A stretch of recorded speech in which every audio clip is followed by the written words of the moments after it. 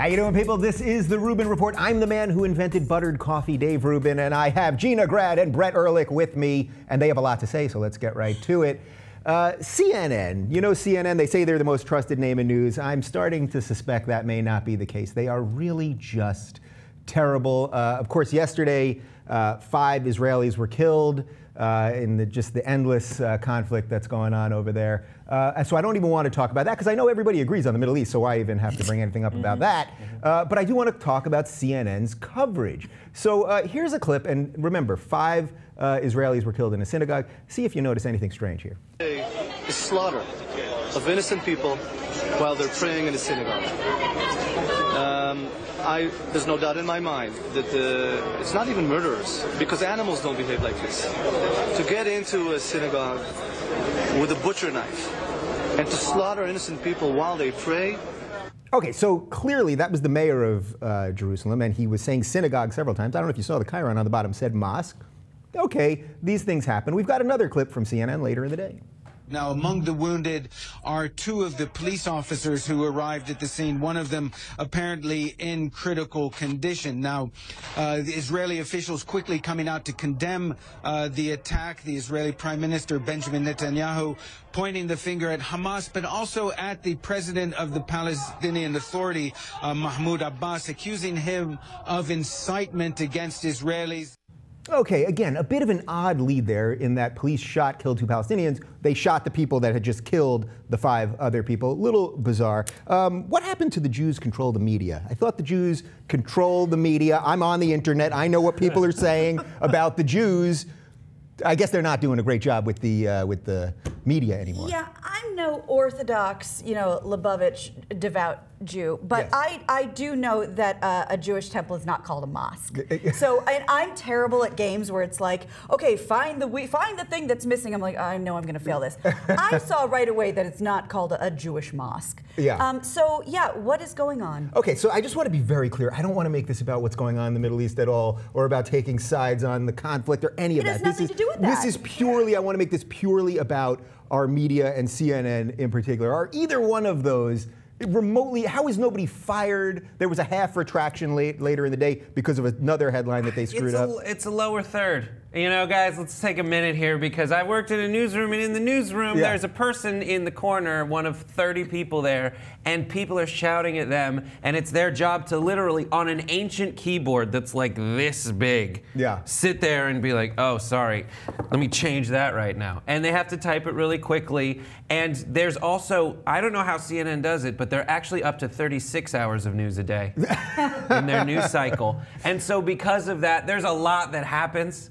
I think there's tons of other stuff that CNN does wrong. I think that second one, I still don't know what was wrong with it. Because the headline, they're talking about that the 2 people that are killed are the 2 terrorists, not the 5 people that they just killed. Right. So another thing that has happened in my interpretation of the media is there's like a kind of news story that comes along. When this news story starts, you kind of identify what kind it is. And when you watch like a story about Israel and Palestine, a certain number of people are like, all right, let's dial in. Yeah. But most people are like, oh, okay, so it's still fucked up there. Right. Okay, I'll sit here and wait until Blitzer tells me about a cat that climbed up a tree. Oh, wolf. Yeah.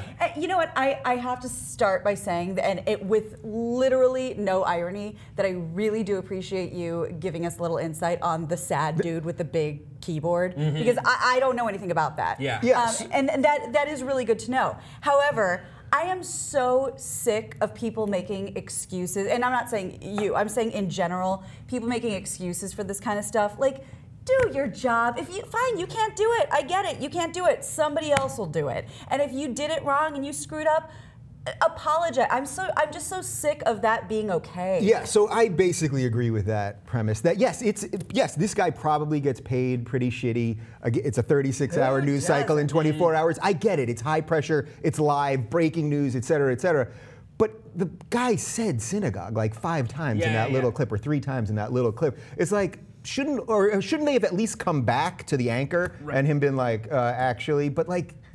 More insight to that. What does happen when it's wrong is there's like this groan that emanates through the newsroom from the first person who noticed it from the control room, and it's like, and then there's like real intense, because in the control rooms of all these news shows, it's like shouting and screaming, like the Sorkin idea of it. It really is like, get it on, turn it, you gotta redo. So if it updated later to be fixed, you've got to understand that that's a thing. However, I do acknowledge it is a mistake, and if you keep making mistakes like this, maybe it's a bigger thing. And that's the thing. If the media is Jew-run, wouldn't one of the Jew-run Jews tell the kid to please change it from mosque to synagogue just because that's what it's called? It's just too busy rolling in money and you throw up the gold. Maybe he couldn't hear over his large horns. Well, on that note, I'm not the only one that is not happy with CNN. I want CNN to be better because we all know what Fox is on one side and what MSNBC is on the other side. And although I believe that the future of news is online, it would be nice if there was one channel we could trust. But have you heard of this Jon Stewart guy? He also not happy with CNN, and he told that to Fareed Zakaria. I want to get one last admission from you. Please. When world historical things like the Green Movement are happening, the Arab Spring are happening. Yes, yes. Where do I get my news? You want to tune know where on I to get my news? CNN and watch these brave correspondents who are risking their lives. I set a Google alert for Blitzer, and then I just wait. Say honestly. We have a CNN exclusive tonight. The Empire State Building is blue. During the Green Revolution, you watched CNN and appreciated the brave reporting that reporters did. Let me tell you something. The reason why I make fun of certain aspects of CNN is to be inspired by the brave reporting, is to want more. Good. And, that's all. And so that's all it is. You want more CNN. I want more of good CNN. CNN is very similar to the doll Chucky. Sometimes it's good Chucky, but you really got to watch out for bad Chucky. But we're all inspired by the good stuff. No question. Next on.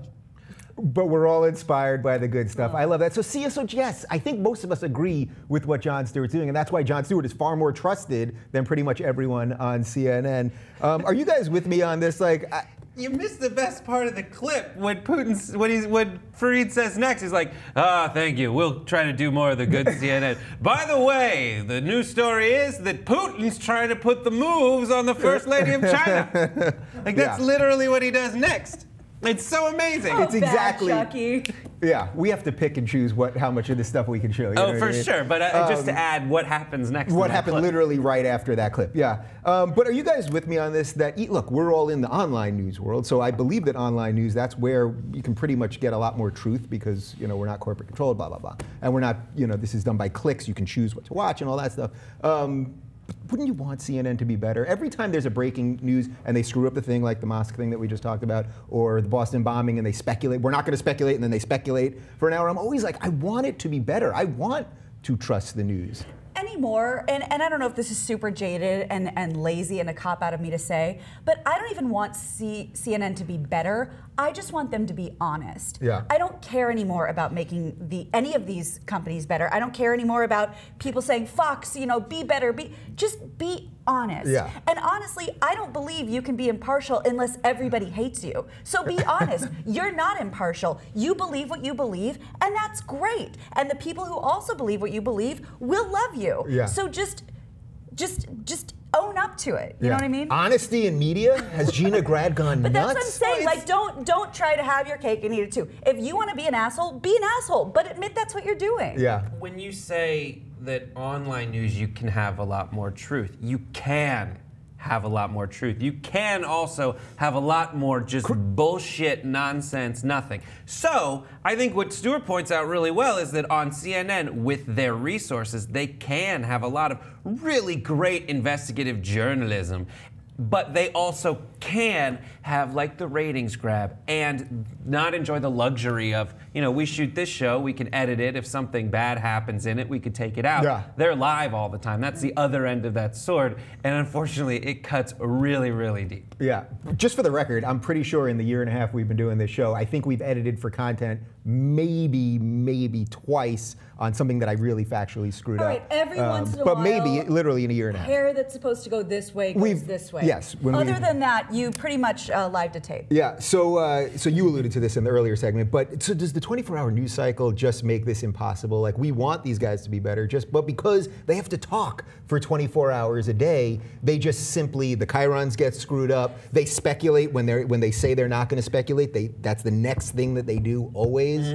So is that part of it, that they just, because they feel like they have to just keep talking? Well, yeah, and when you put it that way, I think it's mighty convenient of us, on the other hand, to sit here and pick them apart. When people do it, you want to sit there and put a pot of coffee on and read the comments on this episode or any episode, because we do the same thing. We're giving our opinions, we're reporting the news, we're doing all this stuff, and every once in a while we make a mistake or we say something and later it comes out that it was something else. So we're in the media too. We're not absolutely, and believe me, I'm not saying I'm above it, but I do think your point about what Jon's saying about the resources they had. If I had those kinds of resources, it wouldn't change my ability to be truthful and try to spread some. I agree with you, and I do think there is like a fatigue that happens with the production of live news. And I was doing daily news for a while, and shit, man, there's definitely that instinct that I had to fight. I'm not going to put it on anyone else. That I had to fight of like, here's a story. Here's how people who watch my show would want me to handle it. And here's the fat joke I make about Chris Christie and all that stuff. And you really do have to push yourself. Now, the more I think that way, the more I say you can't keep making excuses that like, oh, I'm sorry, my job is hard. A lot of people have hard jobs. That doesn't mean they can just take a mental moment off. Yeah, and by the way, they call themselves the most trusted name in news, so if that's what you're going to call yourself, how about show it, don't say it? Well, that's a relative term, because look at all the other names in news. It doesn't say much. That's a perfect ending, so let's move on. Okay, so we know that the decision in the Darren Wilson case in Ferguson is going to come down. It could come down today. It could come down sometime, they're saying, before December 1st. Whether he will be indicted for killing Michael Brown, and already everyone's saying that there is going to be violence. They've already declared a state of emergency in Ferguson. It's a big mess. We've got a video with a little more info. Worried about the violent past, and with new intelligence coming in, the FBI has sent a bulletin to police across the country. It warns that violent individuals will likely try to exploit peaceful protests and attack law enforcement in Ferguson and possibly nationwide. According to the bulletin, suspects could be armed with knives and guns and tactical gear like tear gas masks and bulletproof vests. The warning cites specific recent intelligence that's causing concern, including threatening messages. Okay, so basically we're sort of preempting the violence by saying that there is going to be violence. I'm pretty convinced that regardless of whether he's indicted or not, there is going to be violence. Violence either way. I mean, clearly if he isn't indicted, I'm pretty sure there's going to be violence. And I have a feeling that even if he is, when you have this many people together and so many people with different motives and everything else, I think there's going to be violence either way. I think you're absolutely right. I mean, and I'm not comparing these two things, but I guess I am, because the first thing I think of is, look how crazy people go when their team wins. Exactly.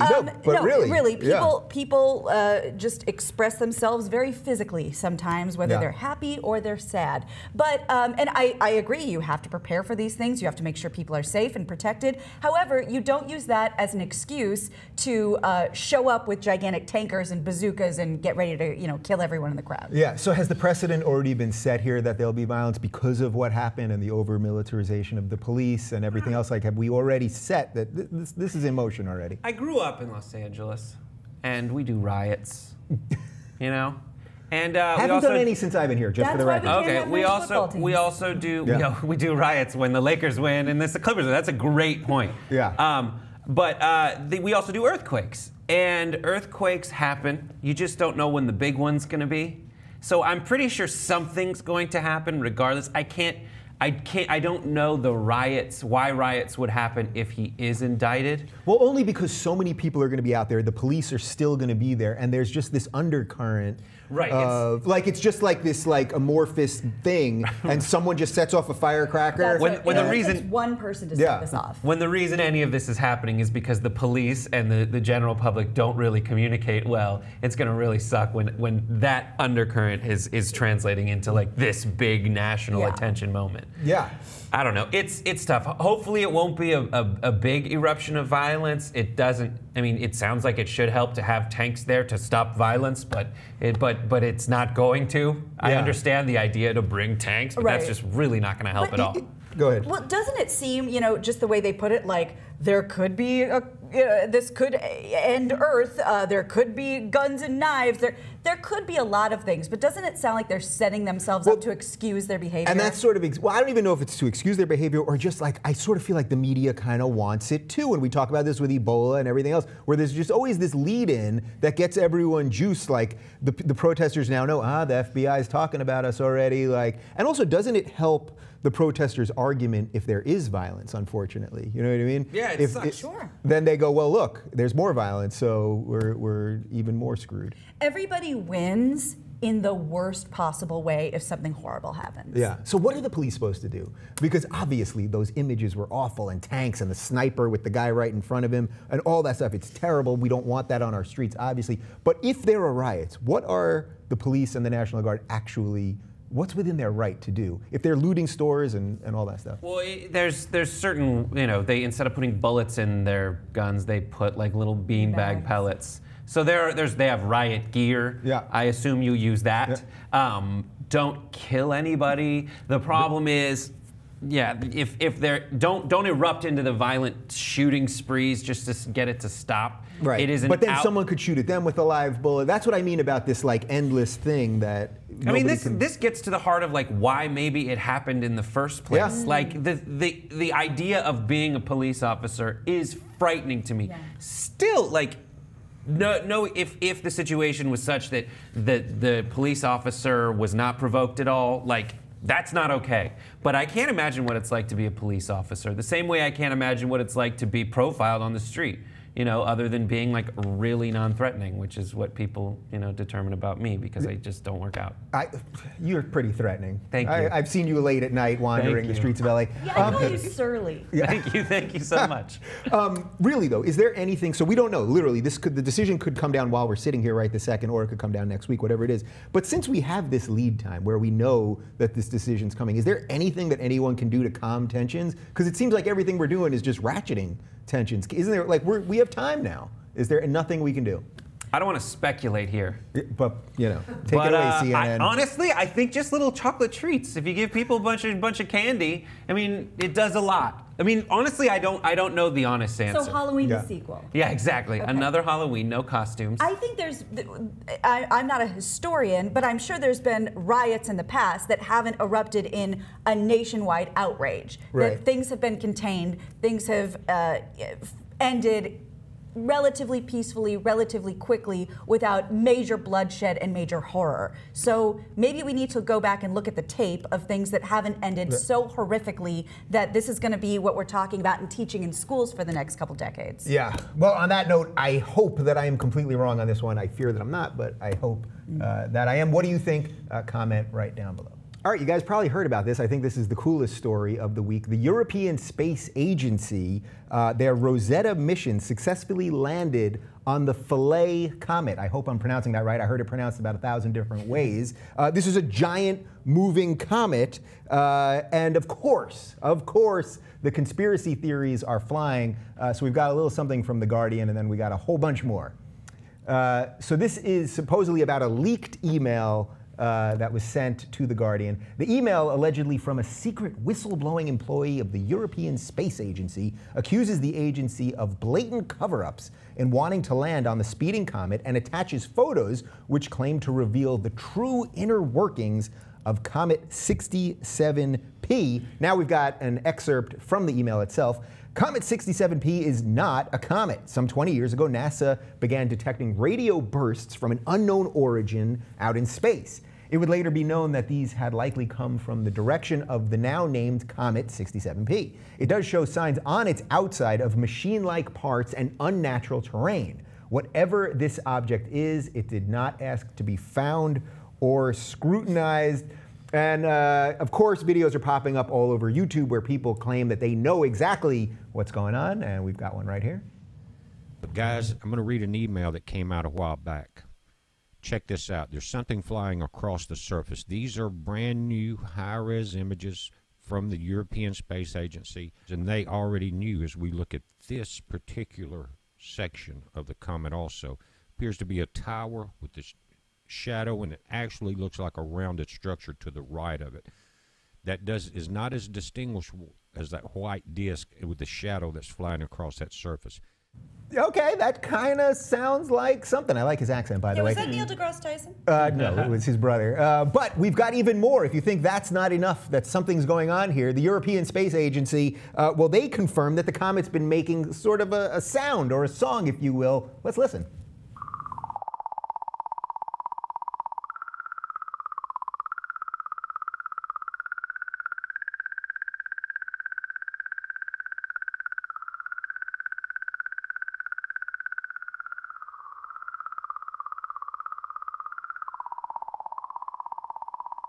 All right, the tune's not as catchy as the sound and the song in Battlestar Galactica when they were all here. The Cylons were all hearing that, but that is something. And finally, just to put a little perspective on the size of this freaking thing, let's take a look at how big this thing is compared to the city of Los Angeles. This is a big-ass comet. Oh, my. All right, my two esteemed guests, I've given you guys a lot to work with here. What do you think? I mean, that white thing on the comet, that kind of looked like a radio tower or a satellite or something. Is that the lander? Is that the lander? No, I thought I read it wrong. I thought it was a photo from the probe of the lander. No, I don't think so. I don't think so. Then definitely a spacecraft. Gotta be a spacecraft. Yeah, but when you put all this together, it's making some weird sounds. The picture kind of, the government doesn't like telling us about these things. I'm kind of on board, Not totally. I need a little more evidence, but I have a theory that the reason why, one of the reasons why U.S. presidents' hair tends to go white within the first year of their presidency is because that first year they're sat down and told about all the alien activity, and they go insane and they go they're terrified and their hair goes white. What about plausible deniability? Remember in Independence Day when they found the aliens and they told the president and he said, "Why didn't anyone tell me?" And they go, plausible deniability. Oh, no. Remember, so they don't do that. No, they know. They know. That's the thing. I think, okay, if it is, fantastic. We want to know more, we want to get in on this, whatever. Please leave it alone. Every time I go hiking and I look at a sunset, I swear to God, I'm going to sound so insane. I don't care. It's worth it. I sit there and I go, I could seriously be sitting here in chains, like enslaved right now, with like hovercrafts going over me and like on a chain. Please leave the aliens alone. I don't want to be enslaved by a race of demons. Just let it be. Let the comet go by. Let's continue to live our lives. I think you make a very valid point there. If aliens come here first, they have to destroy us, right? And if we get there first, we'll destroy them. Is that pretty? That's pretty much. That's the reason you go places. Yeah, you're not going for the peace conference. Yeah, I mean, if we blow up Earth, that's the only reason I'd leave Malibu, and not that I live there, but I like to go there when, it'd be nice to go on to a Malibu. Weekend. Yeah. Like, if Malibu's gone, then we have to go to space. We have to go. Yeah. I just don't think we're going for any other reason than we've completely depleted our own resources. Absolutely. Yeah, so it's Avatar. We're going because we need the unobtainium. Does it rain diamonds on Neptune? I mean, we're going to destroy anything we can get our hands on. So please, just do it after I die. Do it and hold off another 50, 60 years, and then go crazy. So I'm completely on board with that. Wouldn't the government, so we all think that these are conspiracy theories or, area, I always forget, it's 51? 51. It's 51 now, okay. What's I'm thinking of Club 57 or what's the? Studio 54. Studio 54, whatever it is. And the point is, there's a lot of freaky people there too. A lot of unidentified activity. A lot of weird shit People going would on rather there. not disclose. But wouldn't the governments, there's this idea that the governments would never tell us and that maybe they know for the last 20 years that they never, but wouldn't it behoove them actually, if we knew that there was other stuff out there and it was coming here, wouldn't it maybe unite us? We always talk about how we all hate each other, countries are at war. Wouldn't somebody, if we knew aliens are on the way, we might go, all right, maybe we should kind of work this shit out. Yeah, that's a good thought experiment. For sure that should work. Yeah. But people freak out when there's a new iPhone. Yeah. I think they're going to freak out when it's like, oh my God. I mean, not only am I going to want to tell that person I never told how I feel about them, as the impending apocalypse approaches, I'm also going to want to steal that new iPhone. That's a good point, because think how advanced their iPhones are, because they're coming from... They would have a flash on the front for selfies at this point. Oh, my God. I also believe... You would love that. Oh, my God, I can't wait. I would love for that to happen in the next 50 years. No, you would, I know. So here's what I think. I think you're absolutely right. I think that's adorable of you, and I get why that would be a good thing. But in the society we live in, it doesn't matter what country you're in, what culture you're a part of. The first thing thing us assholes would say because our heads are so far up our own asses. I told you so. You didn't believe in this God, and you didn't believe in this religion, and you ate meat, and you drank bullet coffee, and you did this, and you did that. That's why the aliens are going to kill us. So it would it would be every man for himself. Right. So it would end up being just like a race to contact them first and be like, come on our team because these guys over here. Yeah, everybody would turn against each other more than they already are. All right. Well, speaking of turning against each other, you're not going to believe this, but racism is alive and well in the United States. Yeah, that's right. After President Obama was reelected the second time around, Jezebel did a story where they screen captured a gajillion tweets, people saying a lot of racist stuff. Well, then Floating Sheep, which is a group of geography academics with a fun name, they compiled this stuff and they came up with some really interesting information as to where, here you go, we've got a map for you, as to where these racist tweets are coming from. Now, the more green you are, the more racist your tweets are, and that's the density of tweets. The red dots are the basic tweets. But yeah, Southeast United States, a lot of racist tweets coming out of there. I guess that's not a tremendous surprise. This is terrible. I'm racismist. I'm racismist because I'm not racist, I'm racismist because I profile where racists will be. Yeah. And I'm racismist because I was like, probably Mississippi, Alabama. Yeah. That's bad of me. Before you even saw the map. I'm like, yeah, probably down there somewhere. Yeah, can we go back to the map, bigot. please? Let's go back to the map. So yeah, it's focused down there. The West, look at the West. We're doing pretty well out west here. We're not very racist. On the other hand, look at Wyoming. What a utopia on earth, huh? Yeah, they are not sending out white assholes. I know. Yeah. Okay, so again, this is information based on after Obama was elected the second time. I thought, guys, and correct me if I'm wrong, I thought that we were post-racial now and we had put this thing to bed. No, there's just more ways to post our racism. That's what it is. So instead of the Klansmen actually like burning the stakes now, they can just anonymously do it on Twitter. The best part about the Twitter is like all the profile photos of all these racist people that are like, it's like, and then just in the corner it's like some girl like, right. Or it's their cat, or It's so amazing. Yeah.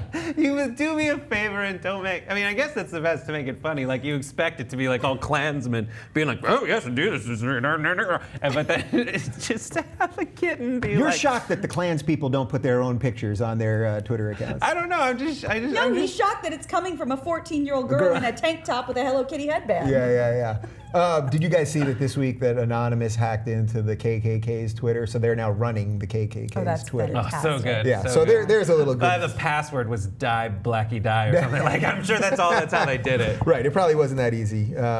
Is social media, you think, like the best way we can look at ourselves now? Is it the best reflection of what really is going on? Because if you're a racist now, it's not politically correct to be a racist in society anymore. So this stuff has just shifted to the online world. So is that a better reflection of actually how people feel than what we say to each other face to face or publicly? Or? Well, you might be right, because I thought it was exactly the opposite. I mean, online, I was under the impression that everybody wanted to pretend to be somebody else, the best version of themselves, the funniest, the most politically correct, the whatever. Yeah. And this is showing the exact opposite. Is when they're sending these racist tweets, are they trying to be the most brazen, the most edgy? I don't know. Yeah. What do you think? I think it's these are just individuals who don't really understand how like Twitter works. They don't know how branding works. It's not good for their personal brand, I'll tell you that much. I just think that some of these might just not get it. Like they say things when no one else is watching. So maybe they haven't had that exposure to like the general public's more developed idea of racial equality. Right. And so they unknowingly are like, I say it around here, I'm just gonna say it to my friends out here. Unfortunately for them, I guess fortunately, now they find out what everyone else thinks. Yeah. And they might think twice. Do you guys think that Obama sort of can't win when it comes to race? Like in a certain way, I think you could make a pretty strong case that he's been sort of protected in a way by parts of the media because he is black. And at the same time, obviously there's a huge percentage of people that don't like him because he's black. So is he can't win? There was no way to like sort of come out of this 8 years with it all feeling right, right? I mean, can't you kind of say that about all of the other presidents too at this point? because, you know, there's plenty of people that say, well, at least we still got a white guy in the office. And there's plenty of white people and plenty of people, I think, in general that are like, can we get a little diversity? You know, everybody starts to feel oppressed when we have one long line of the same person running the free world. So I don't know that is it any different? Yeah, I'm not sure. I feel like maybe at the end of this thing, for whatever reason, America is going to be like, we need a white guy again. Like Mitt Romney is suddenly going to look attractive again because we need the most boring white guy, which is so sad. I don't even think it's going to help. He's boring. Yeah. He can't. He wears mom jeans. He can't throw a baseball. Yeah. Have you ever seen him bowl? Boring. The bowling one was worse than the baseball. Horrendous? Yeah, it's pretty terrible. Yeah, I don't know. I think maybe, just to be optimistic, we can just make a selection based on what we need most as a nation. I don't think it will enter in as much next time. I think, you know, I just think the discussion is like I forget what magazine, but the cover of, I don't know if it's Time or one of those magazines is like, is Hillary inevitable? Is she still inevitable? So it's like the fact that like a woman gets to be inevitable, you know, I guess that maybe says something good about us, that it's not, is this woman inevitable? It's like, oh, here's a name of a person that we've decided might be the next president. Right. Although when it comes to inevitable, so we have, correct me if I'm wrong on this, we have Hillary 2016, then we have Jeb 2024, then we have Chelsea 2032, then Malia 2040. Then Northwest. Then Northwest 2048. Right. By then How there far? will be. And I then didn't know Malia was two-term. Malia is going to be two-term. Okay. Northwest may not be, so that gets us to 2044. Who do you got after that? Smith, the Jaden Smith. I'm just saying, like, at that point, there will be no America anymore. We can only hope. We will be enslaved by aliens at that point. We can only hope. All right, let's talk about toilets. The French are going to be putting toilets in their kitchens. Yeah, that's right. We've got a little more info for you. So they just changed this law in France. Previously, the law had required that toilets were not directly accessible from living rooms or kitchens. All right. The change to the building code does away with the prohibition of direct communication between the closets and kitchens and living rooms. This will allow contractors to build new toilets in living accommodations. All right, I'm not French, so I don't know exactly what's going on here. So first off, if you're French, please let me know right down below. I personally would not want a toilet in the kitchen. You filthy, filthy French people. Yeah. My mom told me shit where you eat. Oh, I had my shit. I had that joke for later. Shit, sorry, I jumped on it. Sorry, I did the don't shit where you eat. God damn it. Yeah. Sorry, Rubin. Why? I'm sorry. No, it's all right. Why? Why? Is it because the population, there's too many people, they're having to build smaller? Hey, put it all in one room, who gives a shit? So I do think there is some element to that literally the apartments are getting smaller and people are, look, and I lived in New York City in a tiny apartment where, you know, I could basically reach my stove and poop and, you know, reach out the window at the same time. So multitasking. Yeah, but it's not, we don't want this. Nobody wants this. What makes a living room, really? It's where I'm most comfortable and where I can have a snack and just relax. And that's some light reading. Yeah, that's also where I'm pooping. A lot of people put TVs in their bathrooms. I'm fine with that. Really? Yeah. Like when I go to a hotel and I'm like, there's a TV here. Never leaving. Right. But isn't there a distinction between the toilet in the living room, which if you're watching a basketball game, you don't want to get up. You know, we've all seen those like lazy boys that fake it. Like you could take a dump and watch the game. Yeah. Okay. But that there's some sort of sanitary difference between taking a dump in the living room, which I suppose you can rationalize, and taking a dump in the kitchen. Seems. Once we started this conversation, it's gone too far. Like, all right, I'll give you a shitting in the living room. All right, fine. That's fine. Yeah.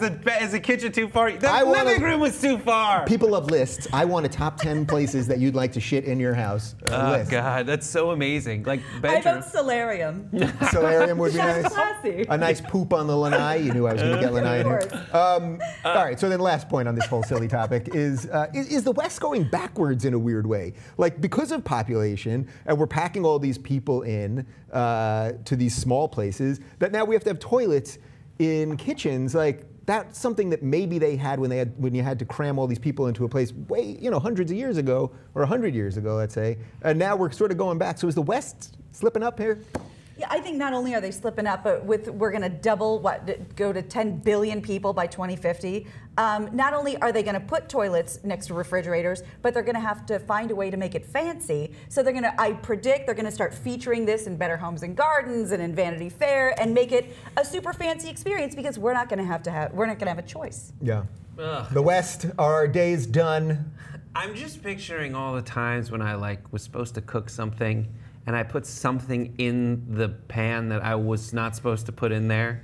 And if you add poop and pee to that whole list of things at the ready, it's just going to be a bad experience. So yes, the end of Western civilization. By the way, can we go back to civilization. Brett for a second? Because your posture implies that you could, because when you take a poop, you're supposed to be and you're sitting very kind of. Oh, I can poop wherever, however. Yeah. Honestly, my girlfriend gets really mad at me because some girls have problems with getting it out, but I do whatever and never. I'll go 4 times a day. I don't care. Do you think just play Candy Crush and it's out? Do you think the toilet people will team up with the crock pot people and maybe go into business? All right, I've had just about enough of this topic. On that note, let's move on. Germany. This story is actually kind of inspiring, I think. According to the Anhalt-Gufk Nations Brand Index, and I'm pretty sure I pronounced that wrong. Yeah, sure. Germany is now the world's favorite country. Now, of course, Germany's had some problems. Remember World War II, Nazis, all that. They've had a bad rep for a long time. And they're still the butt of jokes often. But this does kind of show that things can change. So let's take a look at the top 10 countries.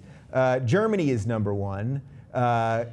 The United States number 2. We've slipped. We're not number 1 anymore. We'll get to that in a moment. UK number 3. France, Canada, Japan, Italy, Switzerland, Australia, Sweden. So none of those seem that surprising to me because those are sort of all the westernized countries with good civil rights and human rights and things of that nature. And as it says on the right side, the USA, which held first place since 2009 and is still seen as number 1 in creativity, contemporary culture, and educational institutions, suffered from its perceived shaky record in global peace and security.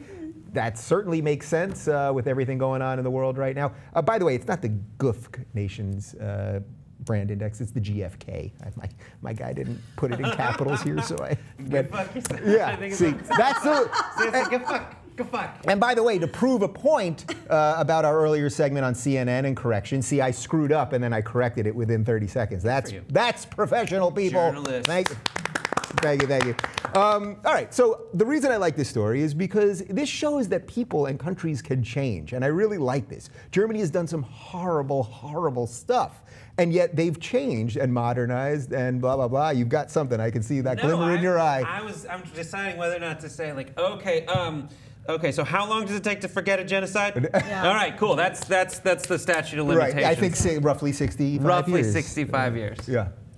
My knee-jerk reaction for just a bevy of reasons was, you've got to be kidding me. Yeah. But once I got over myself and got over my initial emotional reaction, which I think in being Jewish and being American and being a human, we're entitled to. Yeah. I thought, okay, what have they done to deserve this? What have they done to deserve to take this #1 spot? And I'm not exactly this is going to shock both of you, I'm not really a global policy expert, but I was told you were. Sorry, your guy messed up. Yeah. But what I do understand, what I do believe to be true, I think, about Germany is they have really gone above and beyond when it comes to reparations. Yeah. And when it comes to the policies they've changed, when they, I mean, you cannot own a copy of Mein Kampf, is my understanding. Yeah. The reparations they've made to families that were affected by the Holocaust, and that is a stand-up thing to do as a nation. Yeah. So I'd like to think that that has something to do with it. Obviously, the atrocities are going to haunt people for centuries, and it's a horrible thing, and it can't be erased, and it shouldn't be erased. But the things that their country and their government has done to start to apologize and to start to heal that nation and heal so many people, I think is commendable. So to that point, 65 years or whatever it is, my math isn't perfect, but it's pretty good, right? Like, that's actually, if you think about how a nation can change and go from that to #1 in the world popularity contest, I mean, that's pretty good. Yeah, good for them. And plus, it helps that the rest of Europe doesn't have its shit together. Yeah. Right. And just Europe Angela going all right, let's all just get in a line and handle what's right with the world. Right. So That maybe was they kind of stuffed Yiddish. it was something, but you know. Yeah. But, so you think they maybe stuffed the ballot box because they're so organized? I mean, that's the thing is like, yeah, they just, this is what happens when you apply your talents in the right direction. All their systematizing when it's toward killing Jewish people, like that's not where you should be putting your ability. It's a lot of wasted energy. Yeah, I take agree. your talents. For good. How do you guys feel about the USA not being #1 on a list? We like to be liked. Everybody loves us and they hate us all the time. Yeah. You know when there's a comment card after a customer service and you want to give them a 5 because, hey, it's fun, but you give them a 4 because there's always room for improvement. Yeah. Keep them humble. That's what I say. So that's what they're doing. That's what the Yes. rest of the world is saying. We need you, you know, like ISIS. No one else is going to ever do anything about it. So we're going to hate you if you're there and we're going to hate you if you're not there. But we still need you, United States. And second place isn't nothing. But I'm an underachiever, so. We also like to be underdogs in America. We always root for the underdog. We also like to be the top dog and the underdog, which is in a way masturbation. Great Broadway show, by the way. What's your favorite country? Good question. Putting you on the spot right now. Look at you. No lead time. If you had to pick a country, not the United States. Let's just throw the United States out for the purposes of this. If you had to pick another country that you really dig, who would I gotta it be? say, I had a great whirlwind summer in the Greek islands, so I could live up my days there. Greece, and be a happy camper. they found democracy, great feta Yeah. cheese. For me, I'm gonna go with my favorite country being, I really enjoyed going to Italy recently. So it's like fresh and they barely cook their meat, so that's awesome. Yeah. The pasta's Smoke it and fresh. cure it. Yeah, it's just, What do you like? I'm gonna say Canada because they Oh, have God. they because they basically do the right thing in the world. Yeah. They don't get overreached and over involved. They stand up for the right principles. They have to deal with us living right below them. And also they have to deal with that threat that every right winger makes constantly, which is that I'm gonna move up to Canada. And they have to deal with that. And that's not fun. And yet they always are smiling. They're very pleasant every time I've been there. They're nice. Great, fun people. I thought you were just gonna basically saying, I like cold America. yeah, exactly. Oh, right. Weather-wise, it's not perfect for me. I Yeah. do like our Southern California like, weather. Yeah, it's like I don't like Coke, but I'll have like, you know, Safeway Select soda. If I can't have Cola Coke, I guess flavor. I'll take an RC. Yeah, You exactly. see this anti-Canada stuff that I'm putting out? I get it, but We're it's going like, to the Mediterranean. Peace out. Yeah. All right. We got one more for you. McDonald's. We talk a lot about McDonald's, and they do a lot of weird stuff. Pink slime. No, they don't have pink slime. They're new commercials that are like, we're pretty awful, so talk to this board, and it'll tell you how not awful we are, and all kinds of weird stuff. Even the chicken. All right. Anyway, the CEO of McDonald's, Don Thompson, recently spoke at an event at a venture capitalist firm. And he was asked what they were doing to make children healthier. And he said that they actually tried to take broccoli and make it taste like bubble gum. Oh. It did not work. That's right. To quote him, it wasn't all that. Yeah. Bubble gum flavored broccoli. Not all that. So they didn't do it. Now, I know it's easy to pile on McDonald's, and we do it here often. But should we give them a little credit for trying to make broccoli tastier? No. Oh, okay then. Okay, first of all, the one little teeny tiny bit of slack I'll give them is, I don't know, when you guys were sick when you were little, did you ever get that really opaque, disgusting, textured, but delicious bubblegum flavored medicine? Of course. Okay, so that was kind of delicious. I did grow up in the 80s. Okay, yeah. okay, so that, like, you know, when you throw a little bubblegum flavor on some stuff, it makes it better. However, shame on you, McDonald's. Everybody has to eat their vegetables, and they're supposed to taste like vegetables. Stop being an asshole. here's the thing: is everyone loves the taste of your other food. Just make broccoli taste like your other food. Don't make it taste like something you're not supposed to swallow. Bravo, Brett Erlich, because Fried yes. in beef oil. Right, why can't they just make it taste like the other shit that everyone's addicted to already? It's so good. In a way, you're like, okay, vegetables, they taste like stuff you're supposed to chew and spit out. So, like, only swallow the shit we make otherwise. Why does broccoli get such a bad rap? Now, I understand when I was 6, did not like the broccoli. My mom wanted me to eat broccoli. I remember it sitting there on the table. You're not gonna leave this table. I love broccoli now. There are many ways. Little garlic, oil. Oh. There's so many good things you can do. Why does broccoli get the bad rap. And Brussels sprouts, they're great. Oh, they're great. Yeah. But as an adult, I didn't eat them until about 2 years ago. And you got to cover them in butter bacon. But broccoli, those cruciferous vegetables, it's a texture thing. The texture is awful. Raw. Yeah. Am I right? Yeah, like, raw. right. Well, nobody wants to eat raw broccoli, but I guess you could. Yeah, unless you salad, but slather it in ranch dressing. everybody likes that. Yeah. Yeah, at that point you're not making it healthy anymore. But I get it. What you're saying, like when I was a kid, I was like, I want chicken with nothing on it. Yeah. And if you can make edible air, that's it. But like that's what it comes down But to. if you have a little cheese, you can sprinkle that on the air. Yeah, I'll allow it, mother. So what if the more dangerous thing have been here if they had actually made this work? If they had had bubblegum flavored broccoli and kids would have been eating that, wouldn't that have done actually more long-term damage to people eating the right foods, because then you'd grow up thinking that your broccoli has to taste like bubblegum. Well, Problem. It would have been have more long-term damage, because God knows what they injected into the broccoli to make it taste like bubblegum. I mean, the kids would go into kidney failure at 8 years old. Can you believe that that's someone's job? You know, like, So, Professor Frink, can you make this broccoli taste like bubblegum? Yes, I went to Masking Flavor Academy for years just to learn how to do this. It's insane. That's a guy's job for sure. Yeah. We can do anything, though. If we can make broccoli taste like bubblegum, we can do anything. I know, really. All right, final thought on this. Are we ever going to get food right in this country? Every week now I've been doing something on food and our food sources and all the awful shit we're putting on stuff and Monsanto and all that stuff. Are we ever going to get it right? Or are we just going to be in an endless high fructose corn syrup lifestyle forever? I'd like to say we can get it right, but we're talking also about what you brought up earlier, the explosion of population. Like, how are we going to have a system that puts out food to handle all these people?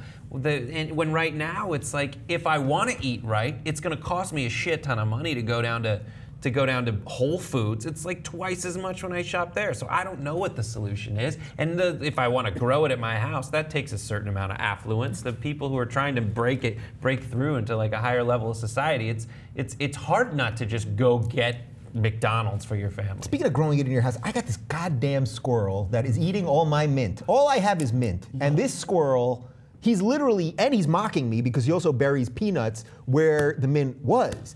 And it's like, am I going to? He's leaving his calling card like a bandit. Right. So yeah, exactly. He's like the water bandit from Home Alone. But the thing is, like, so my options are I can spray it with some sort of chemical, and then when I have my mojito, I can now be drinking chemicals, which I don't want to do, which is why I was growing the mint in the first place. Yeah.